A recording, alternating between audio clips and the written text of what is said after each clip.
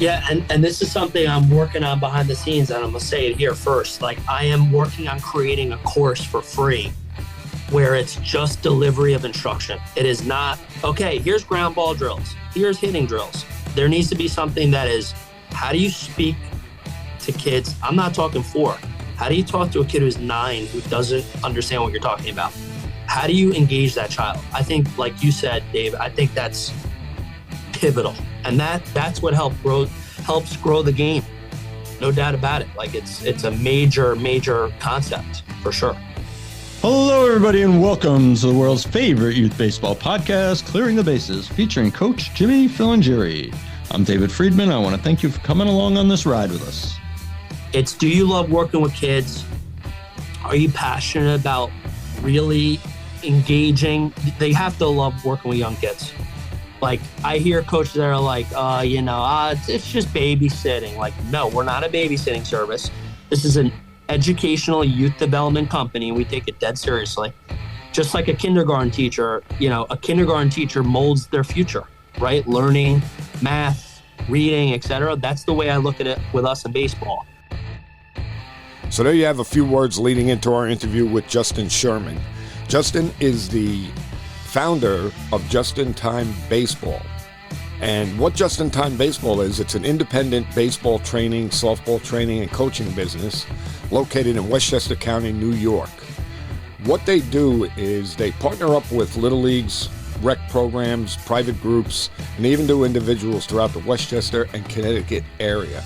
I think you'll find there's a lot of good information here about training young players, training coaches also, and I think you'll be able to find some useful information that maybe you can implement in your youth programs. So let's bring on Justin. I really appreciate you having me on. It's great talking with two individuals who love the game and have a wealth of knowledge. It's great to be on. So really everyone's situation, everyone's, path or journey is different. And I know, especially on your podcast, you've had so many great guests who had different journeys and stories. Mine is a little bit different, just like everyone else. I went to New Rochelle High School down here in New Rochelle. I had probably 1,200 kids in my graduating class. I'd walk in the hallways and I'd meet a new kid for the first time every single day because it was such a big school. Went to New Rochelle High School. Played freshman baseball. I was like an average level baseball player, really, in reality. Ended up trying out for my junior varsity baseball team, and this has a major part to do with Justintime Baseball. But I tried out for my junior varsity baseball team, and I actually got cut. Almost like I don't want to say the Michael Jordan story, but I got cut from my junior varsity baseball team, and it was a big road almost like Forrest Gump. Like, which road do you take? I said I could either stop playing baseball and maybe try for golf. I love golf, right? I'm like, I could just play golf, or I could just work 10x harder and try out for the varsity team, because at that level, I would be the next year a junior. I went up to the junior varsity baseball coach in the parking lot the following day. He thought I was going to come up to him and punch him or something. Like, he was like, whoa. And I just straight up asked and said, Coach, I said, what are things I need to do to get better? Like, just straight up, instead of just complaining about it. What are things I need to do to get better? He said, oh, you got to hit, you got to do this. Ultimately, what I heard is I just got to do more. And something that we preach here, a lot of times people try to reinvent the wheel. Ultimately, it's a matter of just doing more of the same in the basics and being brilliant at the basics. I just posted about this. But long story short, ended up making the varsity by the skin of my teeth the following year. Grinder, was not the kind of player that, had any offers out of high school. I went to junior college. I went to WCC, Westchester Community College, and it was like one of the best decisions of my life. It was a great stepping stone for me. The baseball was fantastic. I happened to get a lot of at-bats. I got 100 and, in the junior college, as you speak to, I know you speak to people that coach and play at JUCO. It's such an amazing, underutilized opportunity. You can have 130, 140 at-bats as a freshman. at junior college, where some of these four-year schools, you might not see the field till your junior season. Went to Westchester Community College, always just scratched and clawed. Didn't have any natural ability, but just really throughout the journey, just kept chugging away. Played at JUCO, Westchester. Ended up playing at Purchase College. Had a pretty nice career there. But ultimately, unfortunately, my career got cut short.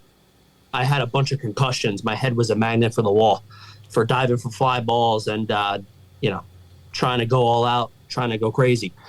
But everything for the team. But basically now, as I'm getting out of Purchase College, I had to make money. Okay. And I said to myself, I love working with kids.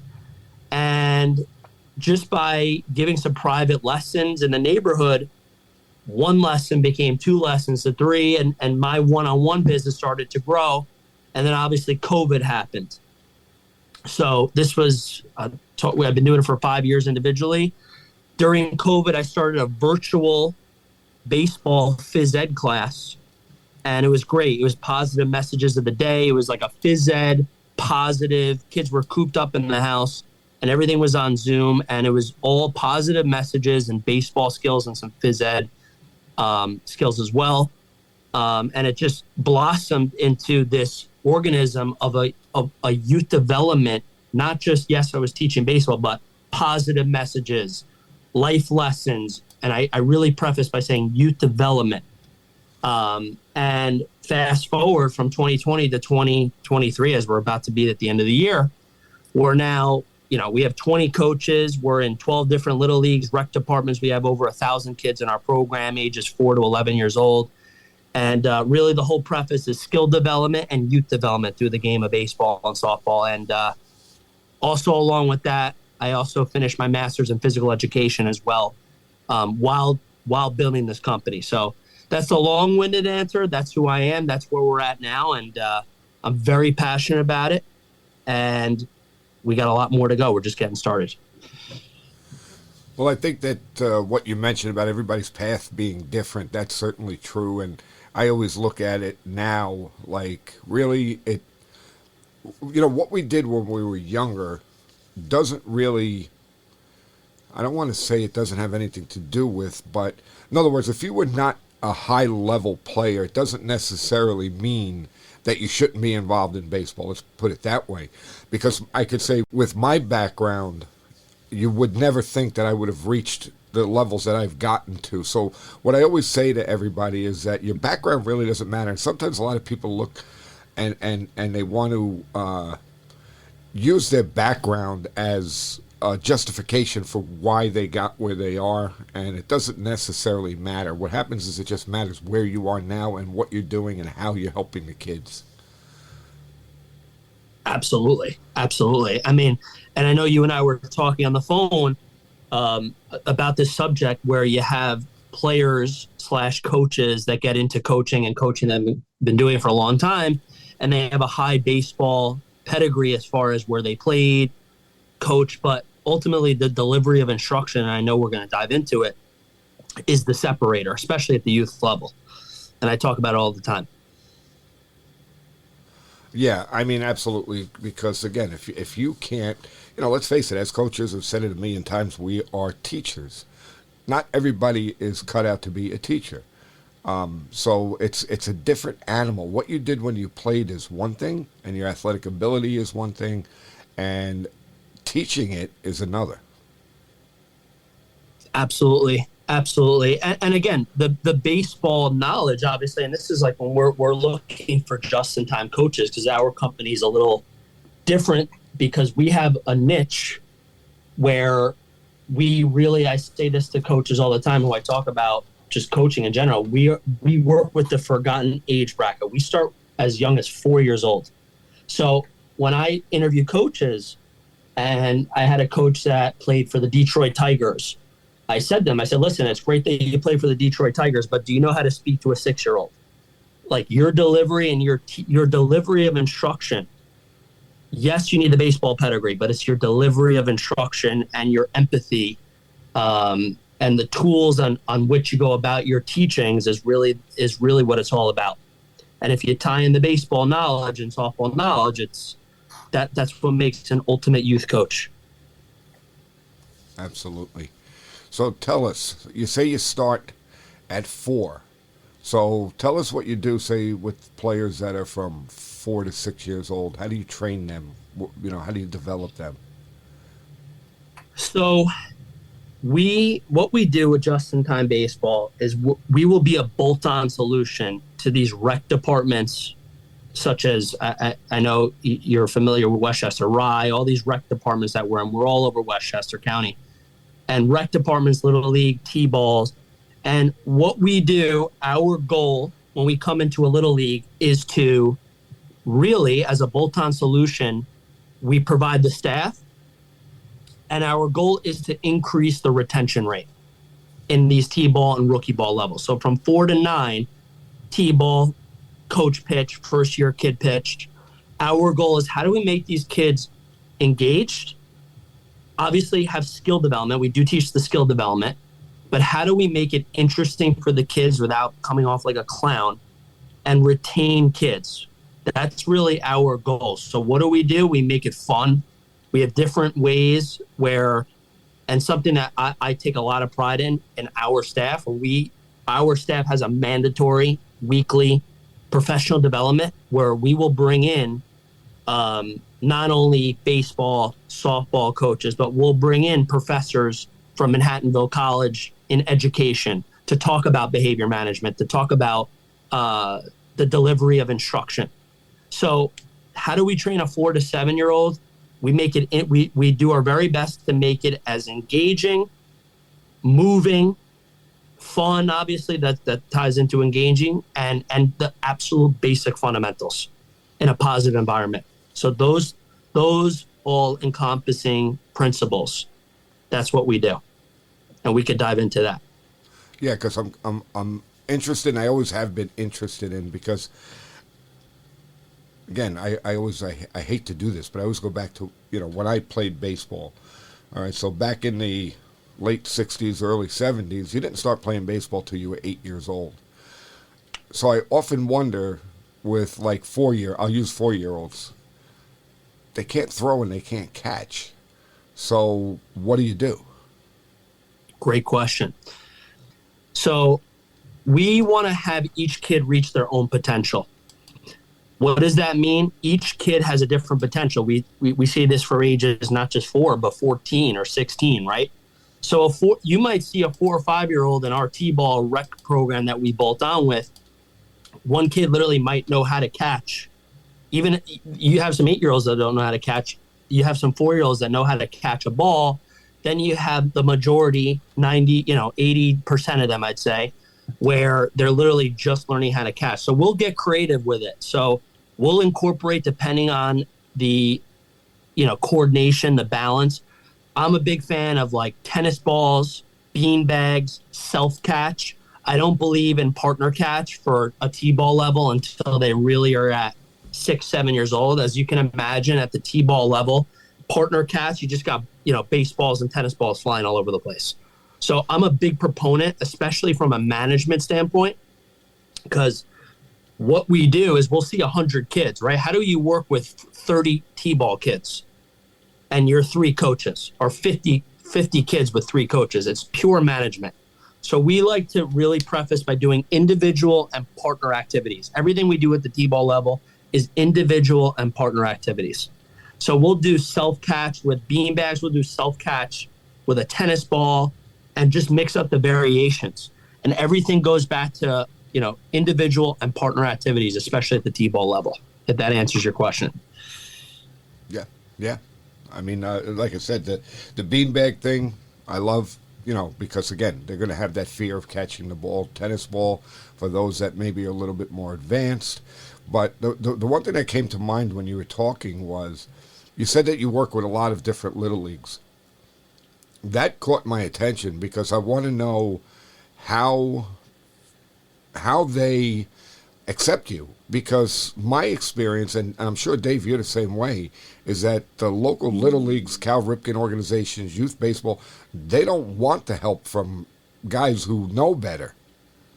Great. It's a great subject. And this is something I talk about on our social media.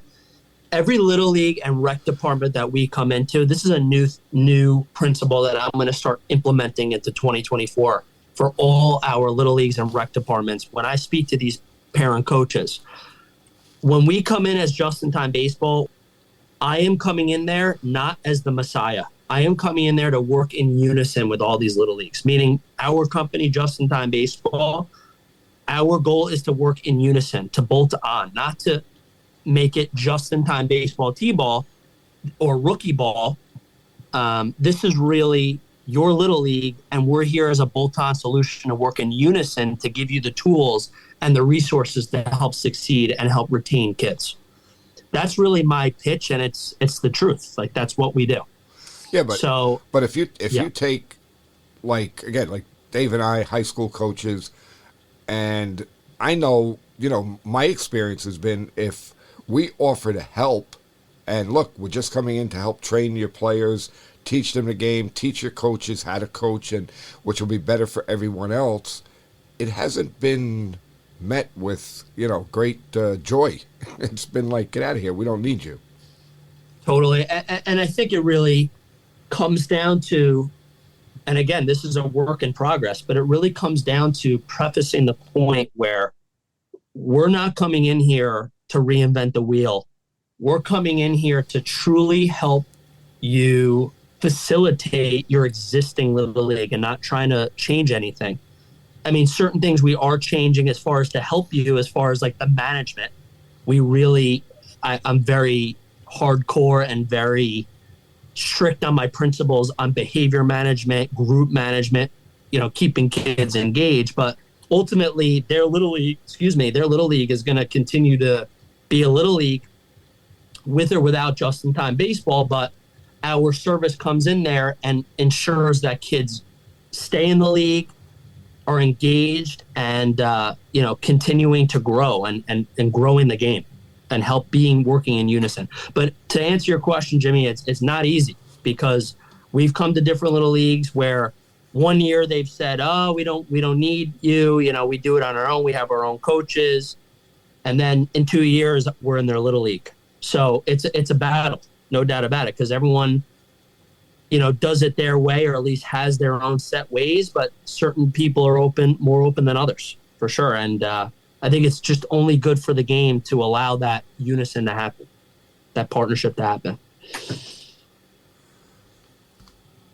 Yeah, I mean, I think the environment changing as much as it has in terms of baseball over the last decade or so, since Jimmy and I was in there for maybe an extra year or two longer than Jimmy when we were involved with our local league here. It was just a constant us versus them feeling when it came to any type of outside instruction, like, oh, they're just going to steal our players for travel teams and blah, blah, blah. So it was something that, and I didn't have other than my kids and my neighbors' kids and things like that, I didn't have a horse in the race. I didn't have a travel team that I was trying to promote or anything like that. I just was trying to say, why not get some people in that maybe know a little bit different information. You got to be careful saying that they know more, because nobody wants to hear that somebody else knows more. The egos were too high. But, you talk about maybe they know different ways, different approaches to teach and all that. And we were trying to get our younger kids in. We went from, T-ball started at 6 when my son, who's 23 now, when he was 6, that was the first year you could play T-ball. Within 2 years, it was 5. And then 2 years or 3 years after that, it was 4. But we weren't changing anything around or setting up any type of program to help the coaches coach these kids. And it was just for somebody like me and for Jimmy, with the eagle eye view of what was going on. Like, you're signing kids up, but they're going to be gone in a year, because, you can't keep teaching. You can't teach a 4-year-old what you're teaching an 8-year-old. Not for any length of time. It's just not going to work. So something I talk about, and I'm sure this is a great segue, if you don't mind, something we talk about in our professional developments is the age of the child should be equivalent to the duration of the drill. So if we're doing a T-ball station right? Literally self-catch. It should not be more than 4 minutes at a station if they're 4 or 5 years old. So again, that's just a rule of thumb we love to live by. And even if they're doing 5 stations, self-catch, dry swings, literally, okay, here's how you hold the bat, Johnny. Here's how you hold the bat. Bend your knees, take a swing, hold it, scratch your back. That's 1 station, right? And you as the facilitator, as that individual coach, could be doing that with 30 kids, right? If they're doing individual activities and it's 4 minutes a station, 4 minutes per station, and they're doing 5 stations, a 20-minute practice for a T-ball station getting 5 or 4 minute stations, 5 stations, whatever it is, you do the math, 5 times 4. So if it's 5 4-minute stations, that's a lot for a kid, for a T-ball player. They're learning the principles. They're touching on each piece of the game. They're getting a dose of it. It's fun. They're engaged, and they're moving, right? Because we all know here on this, even at the high school level, standing around is the devil in any practice. So that's what we say. The age of the child is equivalent to the duration of the drill, and standing around is the devil. That's what it's all about. Oh yeah, nobody wants to go to a practice and stand around. And again, that's one of the challenges that we even face at the high school level, is making sure that we plan our practices so that everybody is moving constantly. And supposedly we have our players' attention. So at the younger ages, it's got to be, harder to keep that attention and keep them active. It's really all about, again, getting creative and not trying to reinvent the wheel. Also being empathetic, right? When you're speaking to a child and you're saying, okay, left foot out, arm out, that is going to go in one ear and out the other. 80 to 90% of coaches will say that to a kid, to a let's just say 5 to 6 year old, because there's not a tremendous amount of 4-year-olds. I'd say 5 to 6 year olds. That's a big age to get a kid, right? Like we before we bolted on with Bedford Hills Katona Little League, I don't know if you're familiar with that in Westchester. Before we came on, it was 50 kids. They're now at 120 kids 3 years later. So whatever that percentage is on these principles. And basically 80 to 90% of coaches will say, okay, right foot, arm out, flex, throw. What's the problem with that? And I know we're here, audio here. It's not visual, right? So the delivery of instruction, understanding that child has no idea what you're talking about, right foot, left foot. They do. They know right foot, left foot, some of them, but they understand visual more than the auditory, right? They're visual learners. So like understanding from an educational standpoint and delivery of instruction that you need to really preface visual instruction as opposed to right foot, left foot, put your hands up. You need to demonstrate. Should be a little dose and then go, right? Should be a little dose with visual and then go. Dose, pause, give your instruction, visual, then go. So shorter, visual, and just, decreasing the amount of standing around for sure. We try to highlight from a mechanical standpoint. So as you can see that I take a lot of thought into what we're doing. Yeah, I definitely agree with the visual thing. I know that in order to really teach something, you yourself have to be able to, you have to be able to do the movements that you're trying to teach, so that when you're teaching it, you could actually show somebody, like you said, visual, on how to do that. So I think that that's a big part of it. Yeah, you can sit there and talk until the cows come home, but it doesn't have as good an impact as somebody watching you actually do something. No doubt about it. And also and something we preface also is your delivery of instruction. We can even go to 7-year-olds or 8-year-olds, that first year coach pitch, because that's a big sweet spot, is 4 to 9, right? And it's not just bringing in Mike Trout to your little league. It's how do we keep it engaging? How do we retain the kids that are there and grow their game by making it more interesting? And that doesn't mean adding a pitch clock in Little League, and that doesn't mean making the bases bigger at T-ball. I believe, and I said this to them, especially at our MLB events that I do for them, it's your delivery of instruction for sure. It's going to help. It's what's going to help them stay engaged, and your love of teaching. So another thing we talk about when we're doing a practice, if you're doing, let's just say, a partner ground ball drill. They're doing a partner. You have 20 kids and you have, obviously 10 sets of partners, whatever. Instead of when you're giving your instruction, shouting it, bring them in, give the instruction, huddle them up, show a visual demonstration of Johnny and Timmy doing it, then break them out.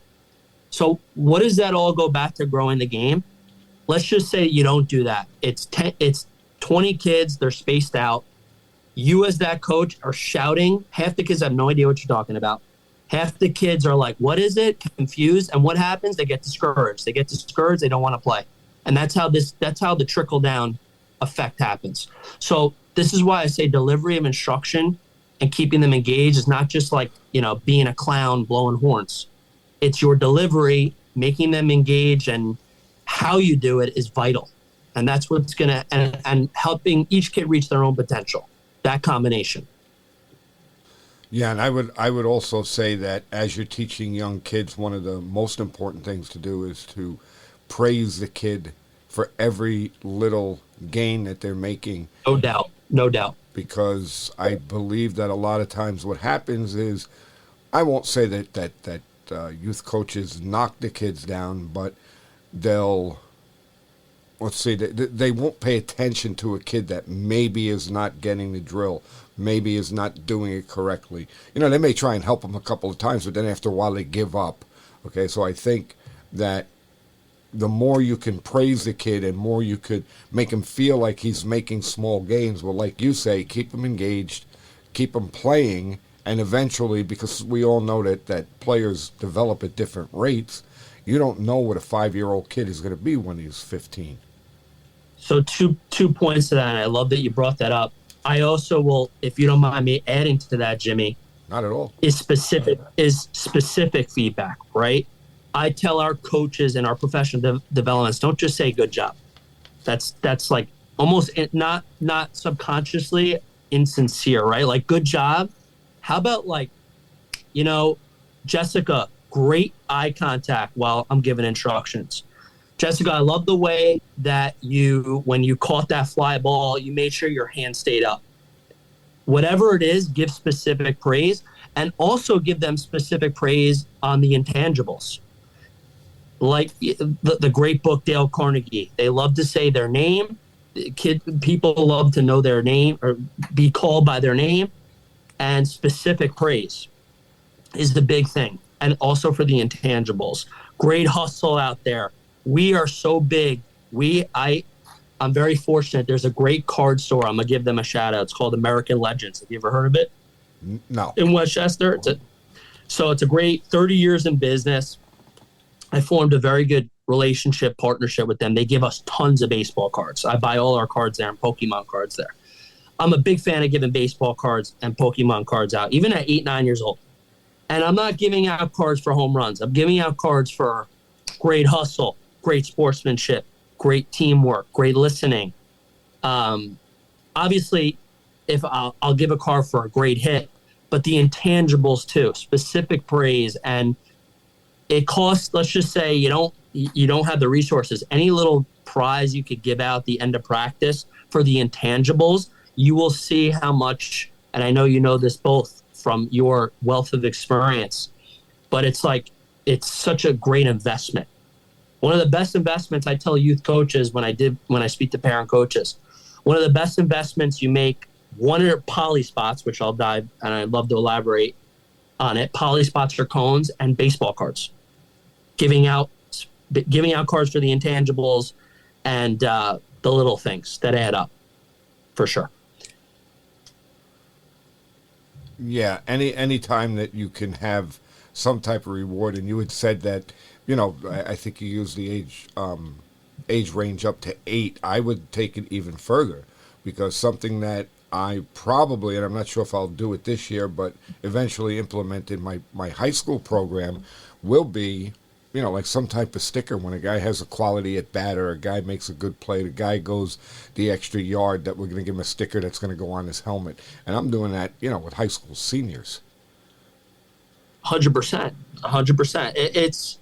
It's such a pivotal thing. And again, it's all about the specifics of it too.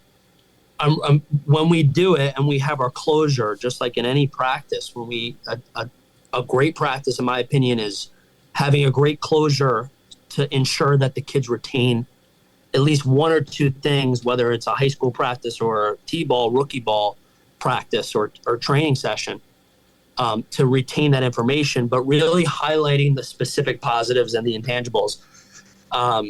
For sure. I mean, another big thing that we do, and I don't see this enough in T-balls, I make it mandatory, is name tags. So when we come into a practice, when you see 80 kids, it's the worst. And this is one of the biggest pivotal things for our company, principals. It's mandatory that they get a name tag, because you see 80 kids once a week, in 6 weeks, you're not going to know every kid's name. So instead of saying, hey, in the kid in the blue, as opposed to Johnny, I love your Spider-Man shirt. How was school this week? Right? Like that builds a little league. That ultimately the T-ball, rookie ball level and doing those intangibles builds the interest of the game. And that's really what we're trying to do here. I want us to grow the game and increase retention rate, because I'm sure you speak to, as you both are wealth of knowledge and experience, and I love learning from both of you. Numbers are down. Like, numbers are down across America. They're down. So it's how do we use different delivery of instruction methods and educational principles at the younger level to really retain kids, for sure. That's the... Well, yeah. And there's, that's really what I remember. There was a few of us, not just Jimmy and myself, but when we were on the board of our local league and in some of the meetings and just having those kinds of conversations, that, the measure of success is not how many district titles you won or, how many teams went to states of your all-stars. When you're talking about a town league, your measure of success is how many kids came back. Because it shouldn't just be about the 12 best kids in a league. Now, I mean, you're talking about younger kids where you don't have the all-stars yet and things like that, but they're playing tournaments at 6 and 7 years old already. We've seen that, travel tournaments, which again, I think is crazy, but it's all about getting that kid to want to come back. Because if you can do that, everything else will fall into place. They have to be learning. They have to be getting better, or they have to be having fun, or they wouldn't be coming back. And the inverse obviously is true. Why would they not come back if they were learning and enjoying it and getting something out of it, right? No doubt about it. And again, as much as I'm talking about the delivery of instruction and principles to keep kids engaged, such as like duration is equivalent to the age of the child for a station, or bringing a kid in, a group in and speaking, or another way, something else I forgot to mention. You talked about how maybe coaches yell, which, I say here, I say on our professional developments to our staff that we're just not that company. We never will be. Like our tools in our toolbox as a youth coach, as a coach, we all have tools. Yelling is never something that will be done, because we do the work on the back end to ensure that everyone's safe, engaged, and you're empathetic, right? So like, if they're not listening to you in a station and what you're teaching, that's not, and this is why I say empathy.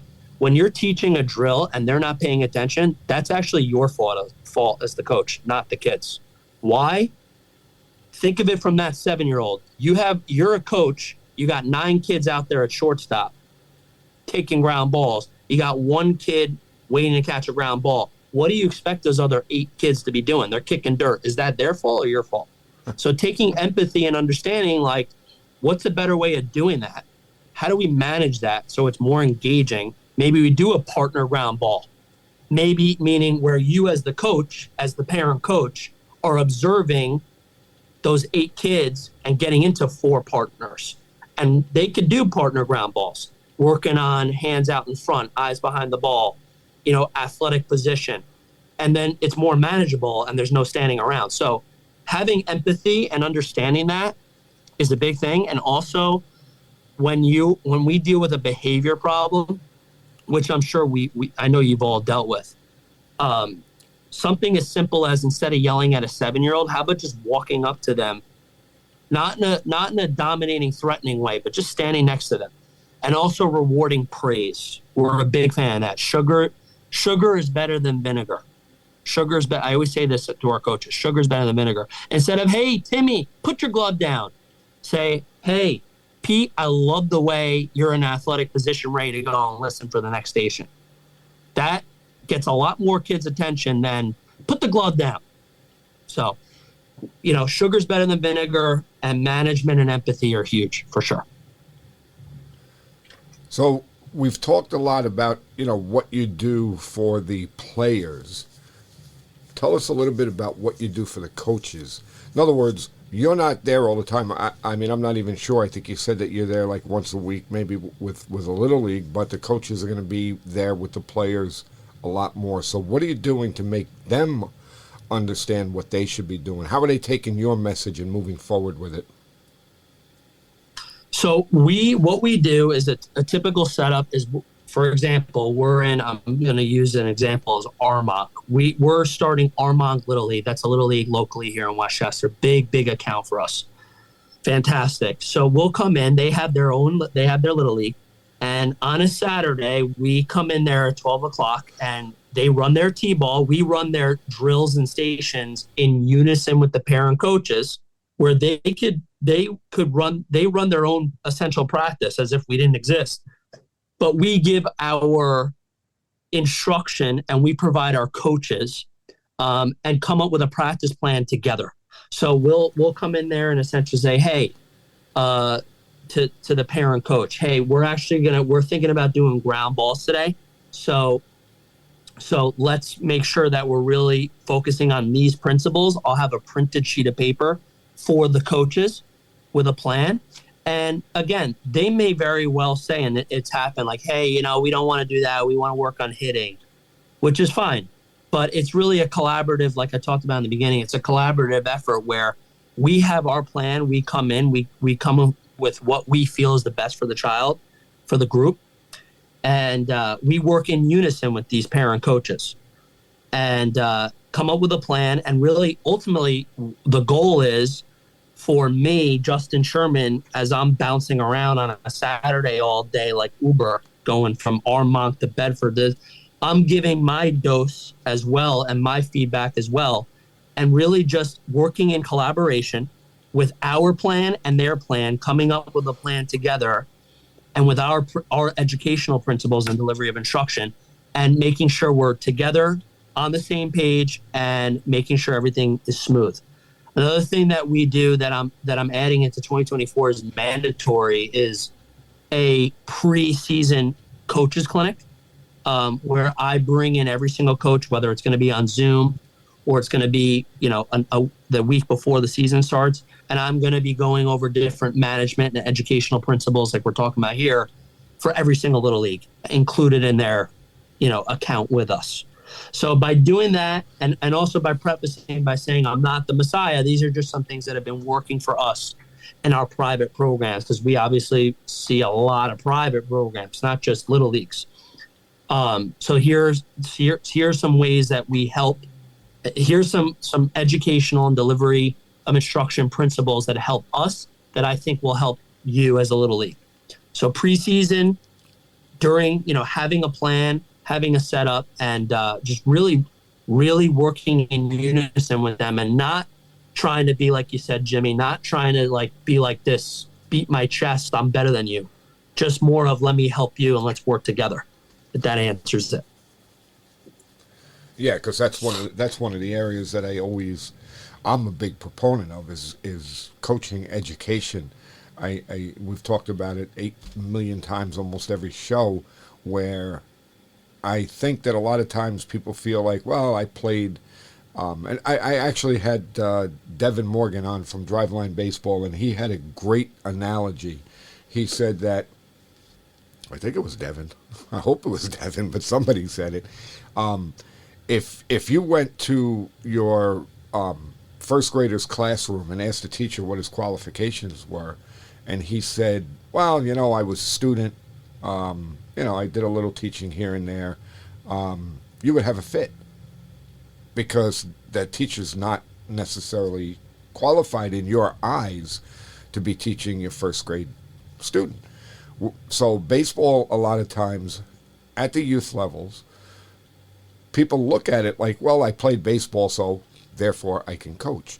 Well, as we all know, there's a lot more to it than just having played and knowing how to throw a baseball. There's a lot more to coaching. So I really believe that what you're doing with the coaches is probably more important than what you're doing with the kids because they're around them more. 100%. And this is something that I did not make mandatory 2 years ago, 3 years ago, but for no additional charge, talking from I do, I'm blessed to say this is my career and livelihood, hopefully for forever. But for free, like this is something that I want to do all over, not just Westchester. I'd like to do this. And I couldn't agree with you more, Jimmy. This is something where I feel the little leagues, that's where I think they'll get the kids to stay longer and play more. Sure. Is by really learning these principles, not just here's how let's bring in a former major leaguer to talk about a launch angle. No, it's the delivery of instruction, the educational principles. Yes, the baseball knowledge. You need to have some knowledge, right? But some of this stuff most of this stuff, as far as from the mechanics, you could go on YouTube or go on Instagram and find that. It's the delivery and how you're speaking to the kids. How do you manage a practice? How do you manage kids? That is something that 100% needs to be taught to parents and coaches, not just in Westchester, across America. So when you're doing your clinics and you're working with, these little leagues, do you actually have the coaches on the field with you working with the players as you're doing this? Yes. So when we come into these little leagues, if we're doing a ground ball activity and making up, or let's just say, ground balls, that parent coach will be participating in the instruction. Okay. And I say this to the little leagues that I speak to, like, we're not coming in here and saying step aside. Your little league exists with us or without us, or whatever. Like, they're going to exist with or without us. We're coming in here to just help facilitate. So to answer your question, yes, like they are on the field, like mandatory. You have coaches that kind of think we'll come into little leagues and they love it. By the way, a lot of the times they'll love it. Like, oh, I don't need to do it. I'm just doing it because my kids, which is 98% of the time, right? Like, I'm just doing it. There's no one really stepping up. I'll step up. I'll do it. Then you'll have those coaches that like are really want to do it. There's a mixed bag, but the coaches a lot of the times will come in and they're kind of like on the sidelines, like, oh, they got it. I don't need to do anything. But no, that's not how you build a league. You need to work in unison. They got to be involved.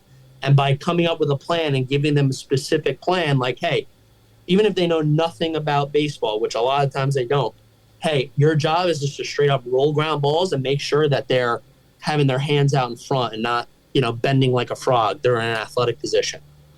And them just doing that, like that, and being positive and giving some behavior management principles, like I talked about, like, the name tags, rewarding positivity, sugar better than vinegar, you'd be surprised goes 10x way, goes a huge way for a little league, for sure.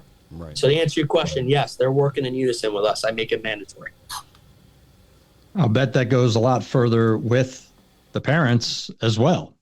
Like nobody wants to be as an adult, nobody wants to be talked to like, what, you don't know how to feel the ground ball. You don't know a proper arm angle for throwing, whatever. So by explaining it that way, and it's from an old movie, an old Denzel Washington movie where he's an attorney and he's telling the witness, explain it to me like I'm a 6-year-old. And that goes a long way, because if you don't know, if you never played or you stopped playing when you were 10 years old or whatever, then you have no idea.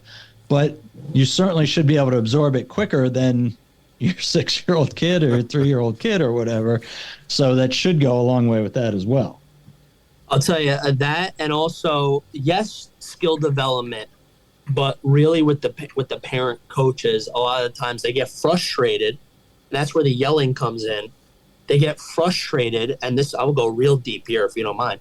They have some of the times, a lot of these parent coaches who are yelling, they're taking out their internal frustration, whether it's baseball related or not, and taking that out on a child, like, hey, come on, get up, does absolutely nothing for a kid.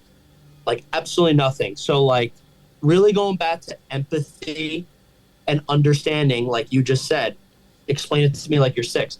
If you're 6-year-old, would you understand, left foot out, arm back, glove to the, it's in one ear out the other. It's visual, bringing him in, and the way you're delivering your message in the simplest form is the separator, and it is actually going to retain even deeper. It's going to retain more kids because they're going to understand it, they're going to enjoy it more, and that is the domino effect.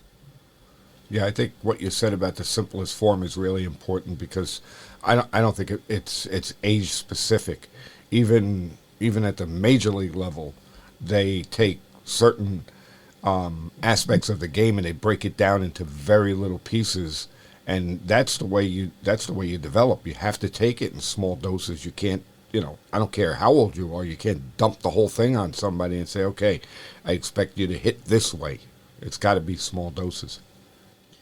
Again, I say this to every parent that invests. I call it an investment when you're with Justintime Baseball, because I really try to emphasize this, not just being a baseball company. This is a youth development company. I want our kids that come into our program to be the best part of their day. When I say to these kids, like, we're not going to say anything that's reinventing the wheel. What is somewhat reinventing the wheel is the way we're delivering our message and the way we're trying to engage each child. We're not giving a better drill than what you said most of the time, right? Like there are times that parents, most of the time parents don't know, and that's why they're investing with us. They're to learn the game. But if you go to XYZ company, what I try to really preface when they register or when they bring us aboard is the separator is the delivery of instruction, the simplicity, and our educational principles. It's not what drill we're teaching. It's more of the management of young kids. That's the separator. All right, now, so the really big question comes in. Where do you find your coaches? You had mentioned you had quite a few coaches. Where do you find them? So I know you and I talked about this as far as finding coaches. It's not easy, but I will tell you it's a little bit easier with us only because, and again, I might be being hypocritical when I say this, but they need to know the game. But what I'm looking for is energy, passion, and are they willing to learn, right? Like as we are growing our company, I really put more of an emphasis on the professional development, and they're all paid to be there, like class. I mean, I don't think it's such a bad deal that they get paid to learn how to coach better on Zoom. I think it's a great deal, 360 win. And I think it's very attractive. At least I would look at it that way. How do we find our coaches? I'm looking for energy. I'm looking for willingness to learn. And do you love working with kids?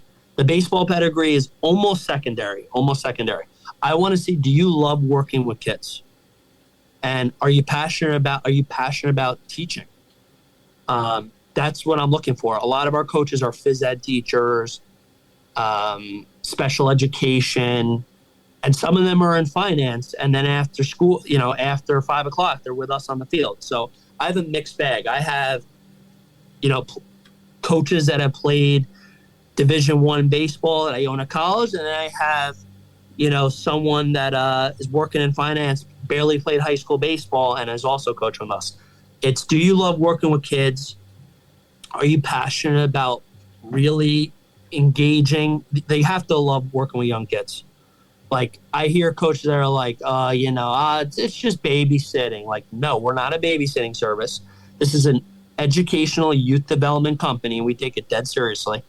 Just like a kindergarten teacher, a kindergarten teacher molds their future, right? Learning math, reading, etc. That's the way I look at it with us in baseball. for the elementary school level, I preface how well you deliver your instruction, your love of teaching, and, obviously baseball pedigree is important. I don't want to say it's not. But those three things are major. One of my senior coaches, and he's phenomenal. His name is John Mattia. I just brought him aboard. He is one of our field directors. He barely played. He stopped playing in 9th grade, but I brought him aboard. Why? He's an unbelievable communicator. I put him with the 4 to 8-year-olds, and he has a special ed degree, and he was voted New Rochelle Teacher of the Year. He's a phys ed teacher in the New Rochelle School District by all the teachers. As someone that works with young kids, our company, I want him on our staff. Him telling me if he played for the Titans, whatever.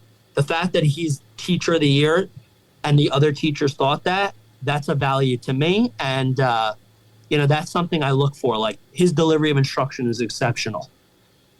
So baseball pedigree, but also delivery of instruction, educational background, and just energy and love of teaching and willingness to learn, because we dive deep in these developments. I bring in some of the best minds, and I'm speaking to both of you here as great minds. I'd love to have both of you in a professional development, speak to our staff.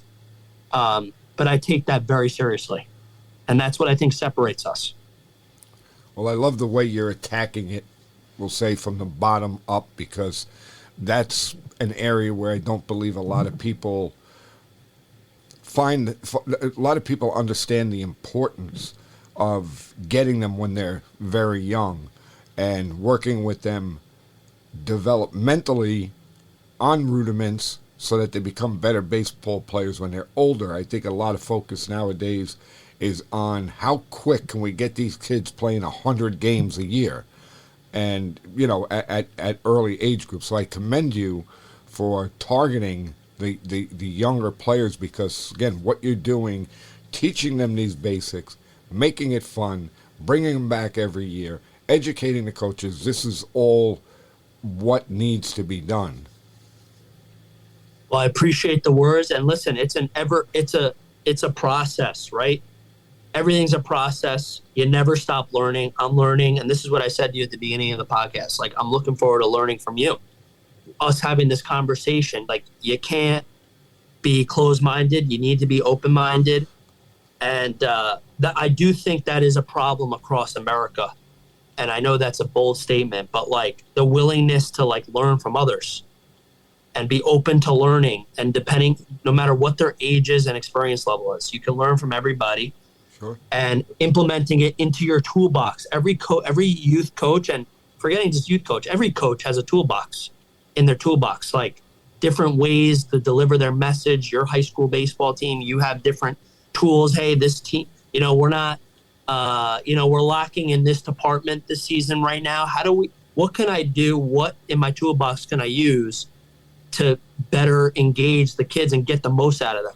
We're trying to get the most out of each child, not only as a player, but as an individual, to make them a better individual. So in your toolbox as a coach, learning and growing, it's important to just continue to add in your toolbox and knowing when to hit what button.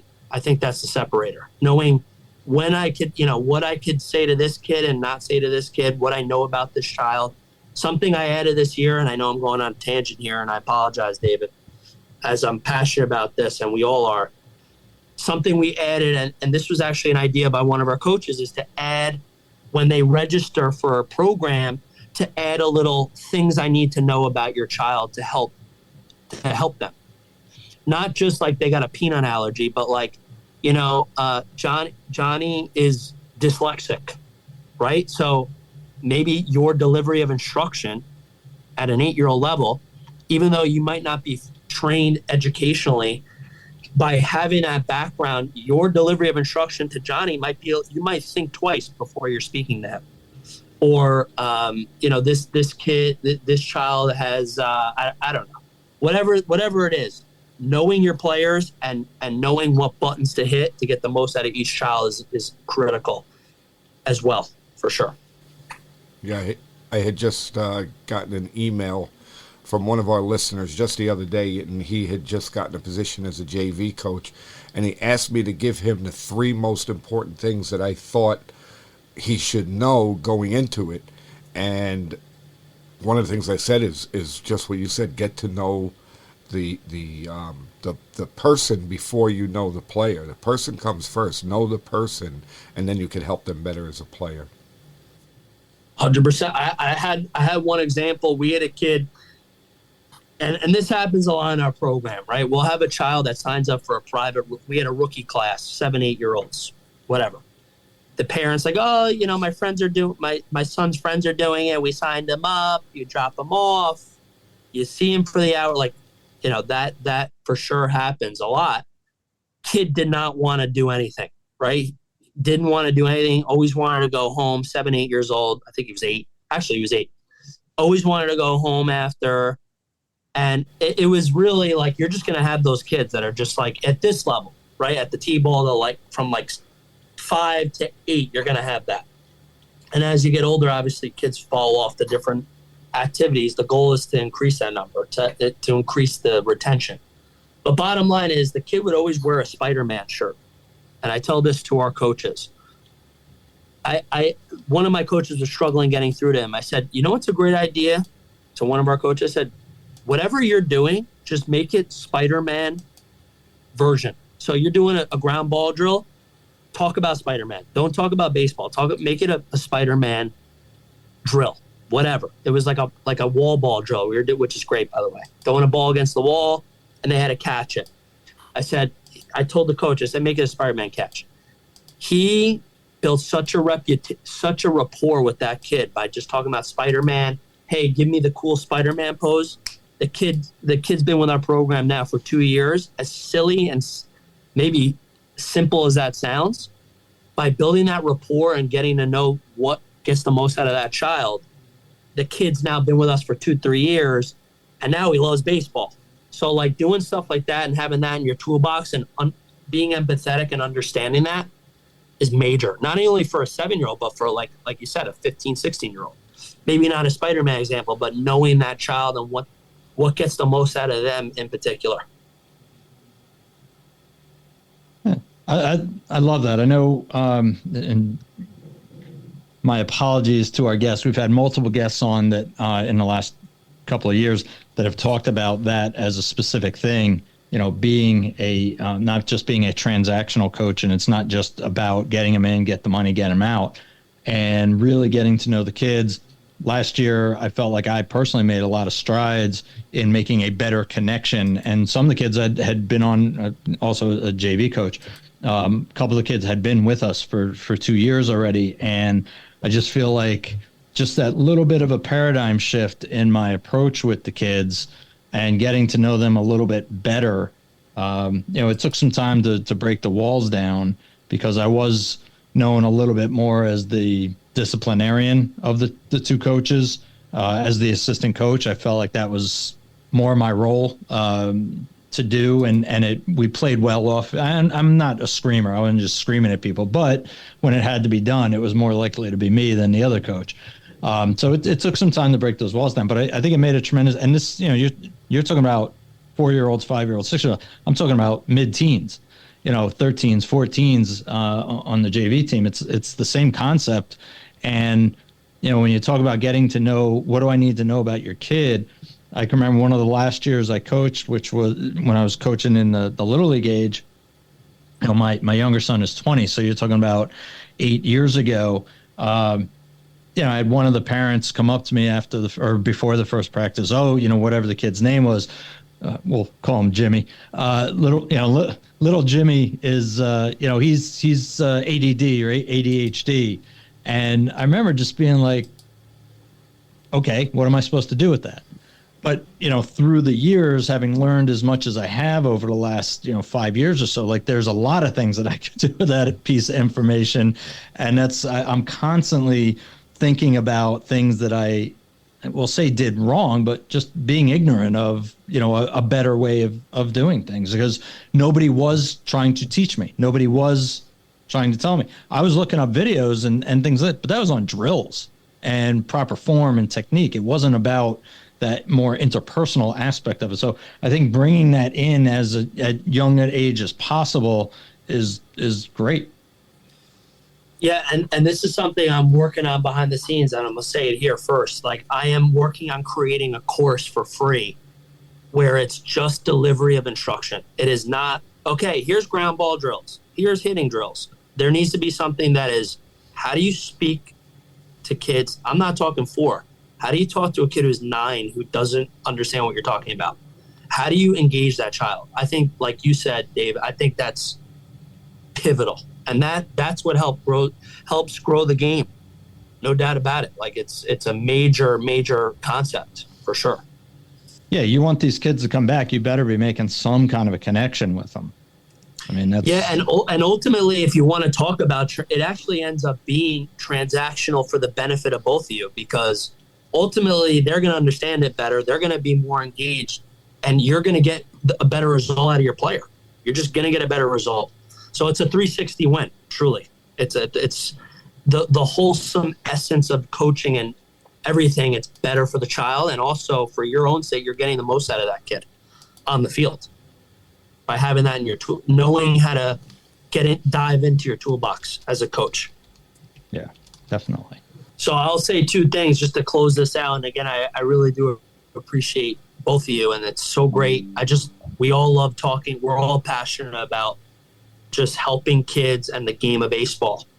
But the close is, like, being a youth coach is an awesome responsibility, and starting even as young as 6, 7 years old at that level, really understanding it's an awesome responsibility. It's not babysitting. It is really, you're molding their clay. You're molding their future for their interests of the game. Now, certain kids are just not going to play.